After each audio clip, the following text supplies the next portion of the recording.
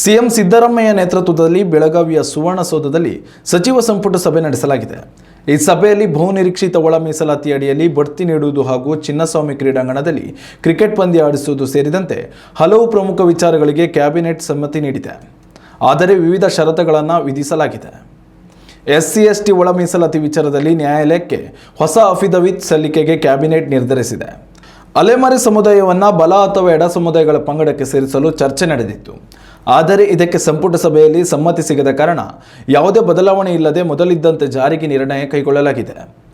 RCB ವಿಜಯೋತ್ಸವದ ದುರಂತದ ಬಳಿಕ ಯಾವುದೇ ಪಂದ್ಯ ಚಿನ್ನಸ್ವಾಮಿ ಕ್ರೀಡಾಂಗಣದಲ್ಲಿ ಆಯೋಜನೆಗೊಳ್ಳದಿರುವುದು ಕ್ರಿಕೆಟ್ ಅಭಿಮಾನಿಗಳಿಗೆ ಭಾರಿ ನಿರಾಶೆಗೆ ಕಾರಣವಾಗಿತ್ತು. ಆದರೆ ಸಂಪುಟ ಸಭೆಯಲ್ಲಿ ಚಿನ್ನಸ್ವಾಮಿ ಕ್ರೀಡಾಂಗಣದಲ್ಲಿ ಕ್ರಿಕೆಟ್ ಆಡಿಸಲು ಹಸಿರು ನಿಶಾನೆ ದೊರಕಿದೆ.